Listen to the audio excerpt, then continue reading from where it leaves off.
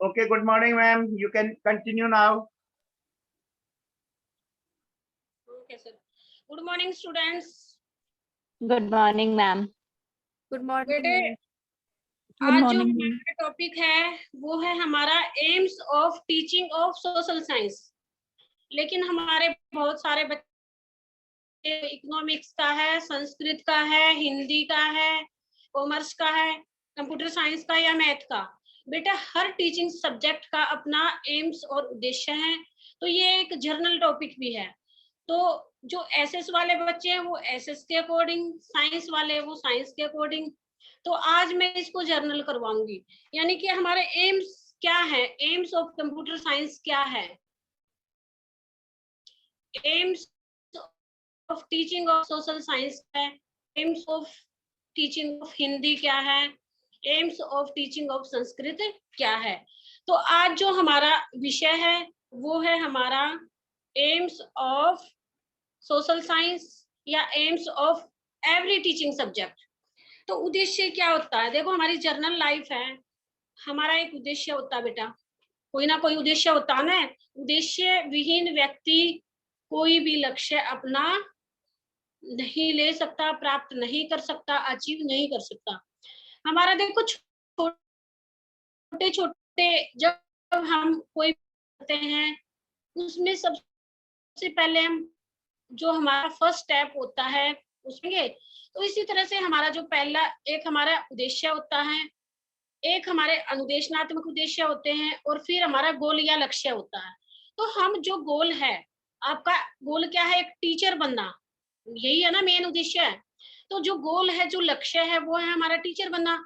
तो उसके लिए हमें जो हमारे उद्देश्य हैं उनको फॉलो करना पड़ेगा। उसके लिए क्या करोगे? सबसे पहले अनुदेशनात्मक, यानी कि जो हमारे इंस्ट्रक्शनल ऑब्जेक्टिव है, अनुदेशनात्मक उद्देश्य, वो क्या है? मान लो आज ये आपका एसएस का संस्कृत का इकोनॉमिक्स का सब्जेक्ट है, तो वो हमें पढ़ना, उसका क्वेश्चन करना, वो है। बाद क्या है कि आपका एम है बीएड करना, उसके लिए आप बीएड करोगे। और जो हमारा मेन जो गोल है वो है टीचर बनना। तो इसके लिए जो हमारी प्रोसेस है जिसको हम फॉलो करते हैं, ये छोटे छोटे हमारे लाइफ के उद्देश्य होते हैं। इनको पूरा करते करते हम अपनी अपनी लाइफ का जो मेन उद्देश्य होता है, मेन लक्ष्य होता है, जो हमें बनना होता है, वहां तक हम पहुंच जाते हैं। तो ऐसे ही हमारा जो टीचिंग ऑफ सोशल साइंस है उसको पढ़ाने का हमारा एक उद्देश्य है। ऐसे ही कंप्यूटर साइंस पढ़ाने का। तो बेटा, आप लोगों को ये नहीं देखना कि टीचिंग ऑफ एसएस कैसे पढ़ना, बल्कि हाउ टू टीच की बच्चों को कैसे पढ़ाओगे। मैम आपकी आवाज क्लियर नहीं आ रही है। आपका एम होगा, जो को आप होगा किस तरह से। तो जो हमारा मेन एम होता है, वो एम क्या डिसाइड करता है? हमारा टीचिंग मेथड भी हमारे उस एम्स के अकॉर्डिंग होने चाहिए, हमारा करिकुलम भी उसके अकॉर्डिंग होना चाहिए, हमारा स्कूल का एटमॉस्फेयर भी वही उसी के अकॉर्डिंग होना चाहिए, और हमारा जो डिसिप्लिन है वो भी मेंटेन करके हमें रखना होता है। तो इसी प्रकार से मान लो एक 5th क्लास का बच्चा है, उसका एम्स और आप लोगों का एम जो है उसमें डिफरेंस है। उन बच्चों को क्या है बेटा कि उन बच्चों का उद्देश्य क्या है कि उनको 5th क्लास क्लियर करना, और आप लोगों का क्या है कि जो बीएड है वो आपकी क्लियर करके आपको टीचर लगना। तो इस तरह से उनके जो एम्स है उसमें हमारे जो ऑब्जेक्टिव्स हैं उसमें हमारी कुछ एक्टिविटी उनके अकॉर्डिंग हम इंक्लूड करते हैं, और जो आपका जो अकॉर्डिंग टू योर क्लास उसमें हम अलग एक्टिविटी ऐड करते हैं। तो इस तरह से जो हमारा उद्देश्य होता है उस हमारी पूरी पूरी जो लाइफ होती है इच्छा को फुलफिल करते पहुंचते हैं। तो इसका मीनिंग क्या है? मीनिंग ऑफ एम्स, यानी कि जो हमारा उद्देश्य है उसका अर्थ क्या है? बेटे, ये 2 वर्ड से मिलके बना है, उत और दिस, यानी कि हिंदी के 2 वर्ड हैं, उत प्लस दिस। यानी उत का क्या होता है? मतलब उच्च या हाई, और दिस मीन्स दिशा, डायरेक्शन। तो हाई डायरेक्शन जो हमारा एम्स है या उद्देश्य है उसका मतलब है हमारा हाई डायरेक्शन या उच्च दिशा। तो हम उस उच्च दिशा तक पहुंचने के लिए जो जो प्रक्रिया हम फॉलो करते हैं, जो जो हमें पढ़ना पड़ता है, कौन हमें असाइनमेंट बनाने पड़ते हैं, कौन सी हमारी फाइलें बनानी पड़ती हैं, वो हमारा टीचिंग का जो उद्देश्य है उसको प्राप्त करना हमें होता है। तो बगैर उद्देश्य के, जैसे हमारे ये साइंटिस्ट हैं जॉन वेस्ले, तो वेस्ले ने लिखा हुआ है कि उद्देश्य के ज्ञान के बिना अध्यापक उस नाविक के समान है। यानी कि जिस नाविक को अपना उद्देश्य नहीं पता,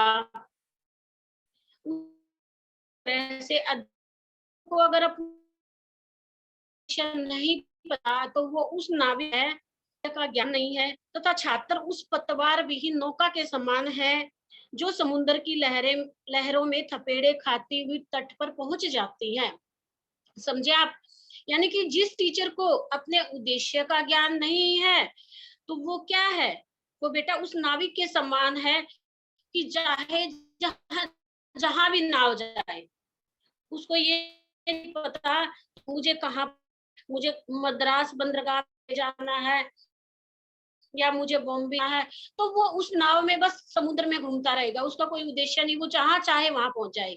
तो उसी प्रकार से छात्र भी उस नौका के समान है जिसका एक नाविक है, जिसका जो चलाने वाला है, जब उसको ही नहीं पता अपने उद्देश्य का, तो वो छात्र क्या है, उस नौका के समान है। वो चाहे थपेड़े खाते हुए लहरों में, यानी कि जीवन रूपी जो लहरें हैं, इस संसार रूपी जो लहरें हैं, इसमें थपेड़े खाते हुए वो कहीं भी पहुंच जाए।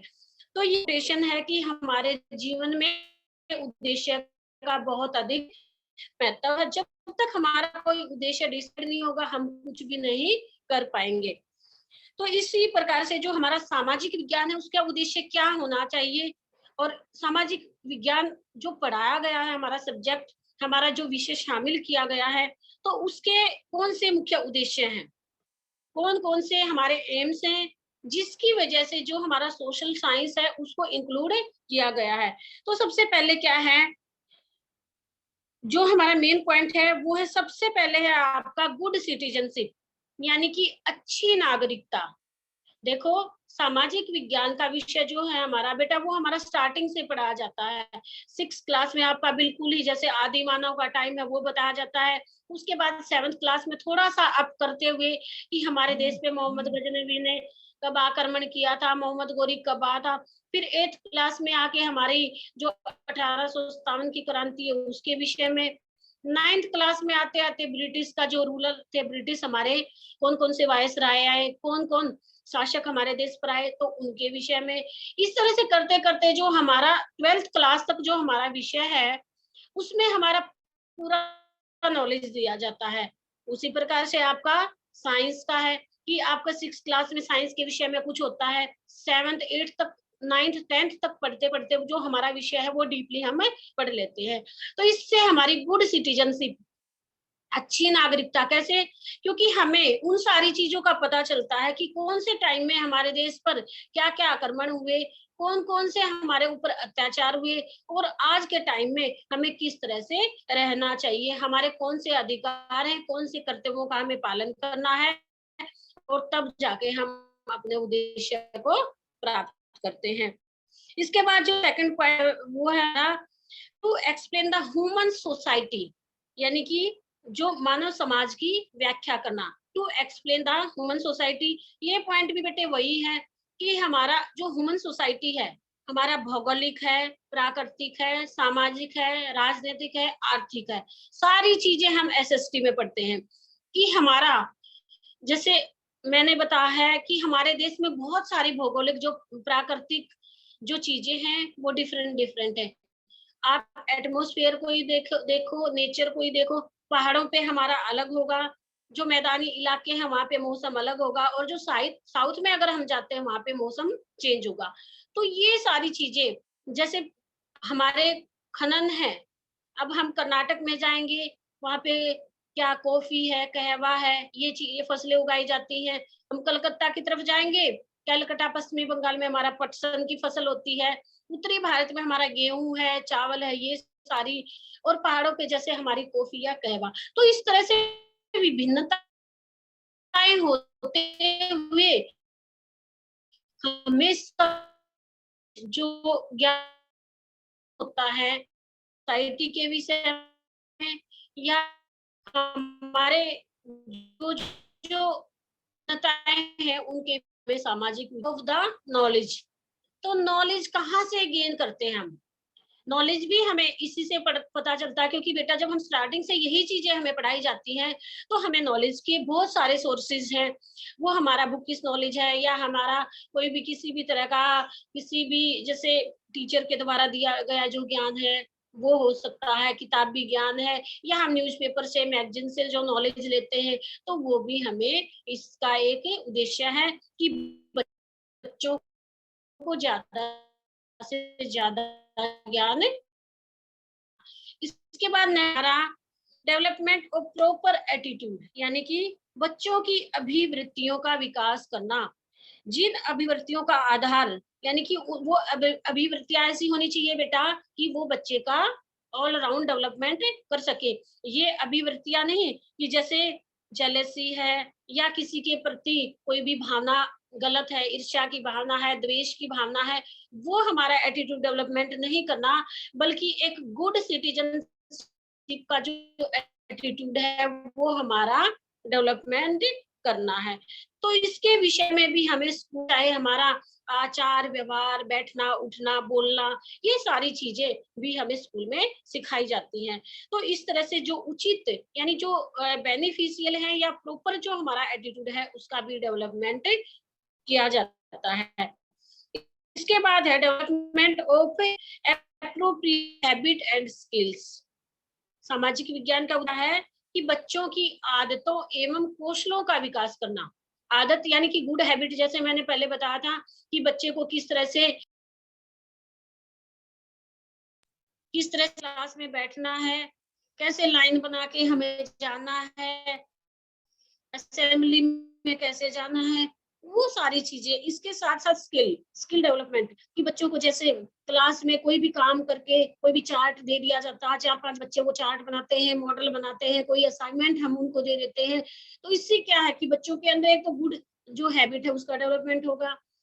दूसरा जो सोशल शेयरिंग की भावना है वो भी आएगी, और तीसरा हमारा स्किल डेवलपमेंट भी होता है। तो इसलिए हमारा सामाजिक विज्ञान का जो मेन उद्देश्य है वो भी यही है कि बच्चों को चार्ट है, ग्राफ है, मॉडल है, इनके थ्रू उनकी कोई भी जैसे डायग्राम हम दे देते हैं बच्चे को, वो डायग्राम बनाना, या मैप है, आपको मैप दे दिया जाता है कि मैप में बच्चा जो स्टेट हम उसको बताते हैं वो उनके अकॉर्डिंग उनको भरता है। तो इस तरह से बच्चे का क्या है कि स्किल डेवलपमेंट भी होता है और जो हमारी अच्छी आदतें हैं उनका विकास भी होता है। इसके बाद है हमारा to prepare for social change, यानी कि सामाजिक परिवर्तन के लिए तैयार करना।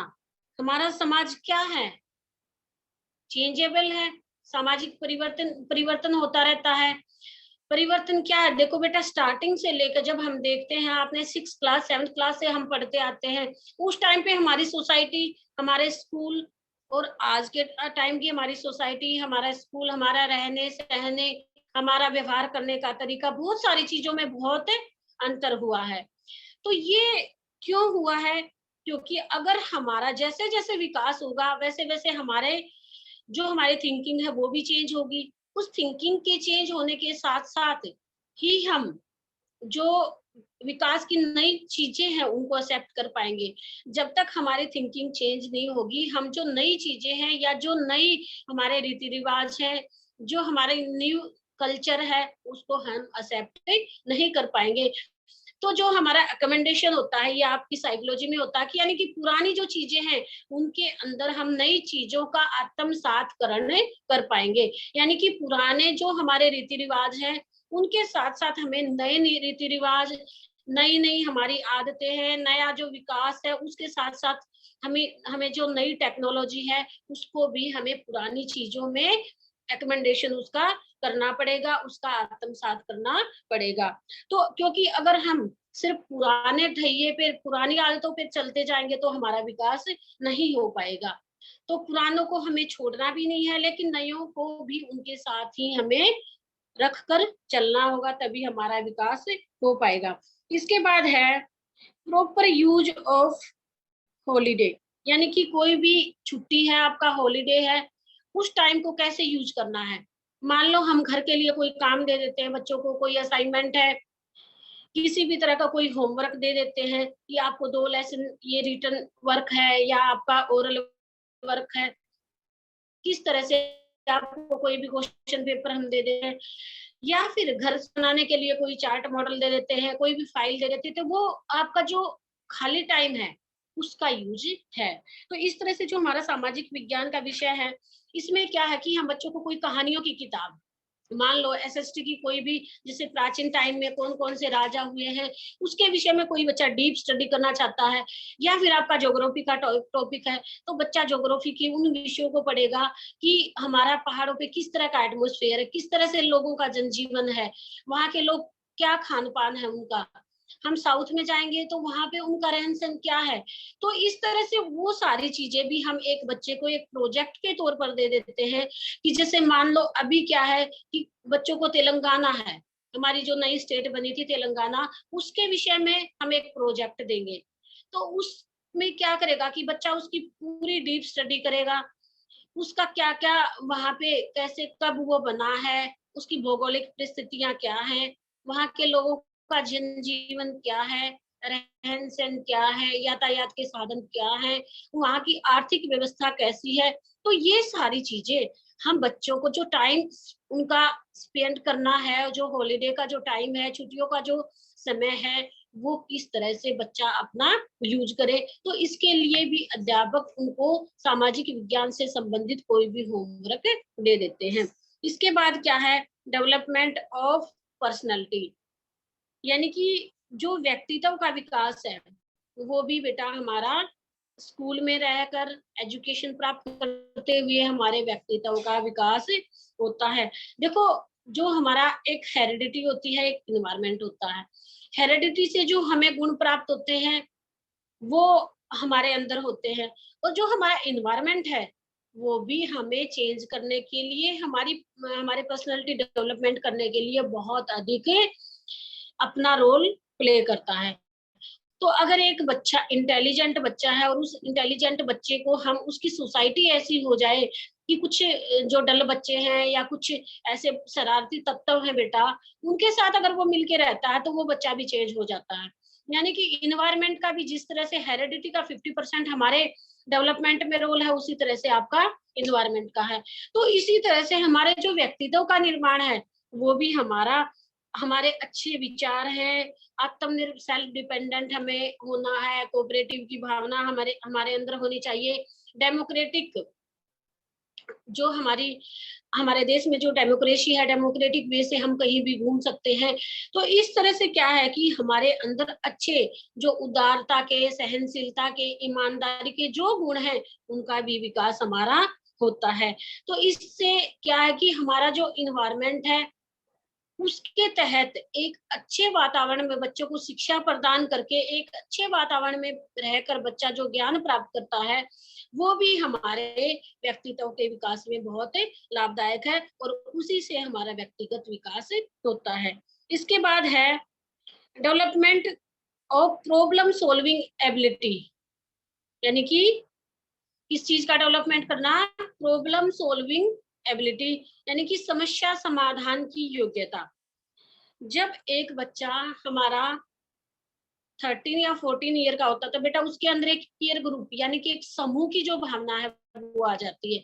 इसके बाद जब बच्चा एडोलेसेंस एज में जाता है, जो हमारा 16 है, 17 है, 15 है, तो उस एज में जाकर बच्चे के अंदर एक तरह से जो हमारे अंदर जो भावना आती है वो क्या है कि एडोलेसेंस एज में बच्चा ज्यादा से ज्यादा समाज के कार्यों में हिस्सेदारी लेता है, किसी गरीब की या किसी भी अनाथ ऐसा है कि वो मदद भी करता है, तो उसके अंदर वो सारे गुण आ जाते हैं एक अच्छे नागरिक के। तो उस बच्चे को एक जो प्रॉब्लम सॉल्विंग है, यानी कि उसके सामने अगर कोई समस्या आती है तो उस समस्या को भी वो अपने तरीके से या टीचर की हेल्प से या पेरेंट्स की हेल्प से वो भी उसका सॉल्यूशन निकालता है। तो इसी तरह से जैसे हमारे विभिन्न क्षेत्र हैं, हमारा अगर एसएसटी का ये देखा जाए एरिया, तो हमारे देश में अभी के टाइम में बहुत सारी समस्याएं हैं, चाहे वो औद्योगिक यानी कि जैसे अभी लगाओ आप करंट जो है हमारा, कि कोरोना की वजह से बहुत सारे लोगों की जॉब जा चुकी है। तो ये क्या है कि हमारी इंडस्ट्री जो है वो कुछ टाइम के लिए बंद हुई है, या औद्योगिक जो समस्याएं हमारे सामने आई हैं, उसके साथ साथ हमारी कुछ पॉलिटिकल जो हमारे इश्यूज होते हैं वो भी है, कुछ धार्मिक है, कुछ आर्थिक समस्याएं हैं, इकोनॉमिकली जो हमारा इकोनॉमी है वो बहुत डाउन गई है अभी। क्यों? क्योंकि हमारा व्यापार था, चाहे आयात था या निर्यात था, हम मंगवाते थे या भेजते थे, वो सारी चीजें इफेक्टेड हुई हैं। तो इसी कारण जो हमारी बहुत सारी जो समस्याएं हमारे सामने आती हैं, तो उसका भी सॉल्यूशन हमें बच्चों को किस तरह से करना है, किस तरह से एडजस्टमेंट करना है, वो भी हमारे सामाजिक विज्ञान का एक विषय माना गया है। इसके बाद क्या है कि बिल्डिंग ऑफ गुड कैरेक्टर, यानी कि एक अच्छे चरित्र का निर्माण करना। इसका भी यही है बेटा कि बच्चे के अंदर परमार्थ की भावना होनी चाहिए, सच्चाई, ईमानदारी, सद्भावना, दयालुता, ये सारे के सारे गुण बच्चे के जो पर्सनालिटी डेवलपमेंट में है वो होने चाहिए। तो जो हमारा सामाजिक अध्ययन का जो विषय है, उसका जो मेन उद्देश्य है वो यही माना जाता है कि बच्चों को अच्छी से अच्छी शिक्षा दी जाए, उनका विकास किया जाए, उनको ज्यादा से ज्यादा नॉलेज प्रदान करना अपने देश के विषय में, अंतर्राष्ट्रीय लेवल पे भी, यानी कि इंटरनेशनल जो बच्चे के अंदर सद्भावना है उसका भी डेवलपमेंट किया जाए कि किस तरह से इंटरनेशनल इंटीग्रेशन होना चाहिए, अंतर्राष्ट्रीय सूझबूझ भी हमारे अंदर की, हमारा किस देश के साथ कौन सा व्यापार होता है, हम किस देश से क्या मंगवाते हैं, कितने % हमारा देश दूसरे देशों में अपना सामान भेजता है, कितना हम लेते हैं। तो ये सारी जो चीजें हैं वो हमारा सामाजिक अध्ययन का ही एक उद्देश्य माना जाता है। तो ये आज का हमारा इतना ही टॉपिक था। आप अपना नोट्स जरूर बनाना बेटा, क्योंकि ये आपका 5 नंबर जो 4 नंबर का क्वेश्चन आता है उसमें ऑब्जेक्टिव पूछे जाते हैं। तो जो हम करते हैं उसको साथ साथ आप नोटते जाओ। तो ये क्वेश्चन हमारा आता है उद्देश्य क्या है, और जो कुछ बच्चे जैसे कंप्यूटर साइंस वाले बच्चे हैं वो भी कि कंप्यूटर साइंस को पढ़ाने का उद्देश्य क्या है, आपका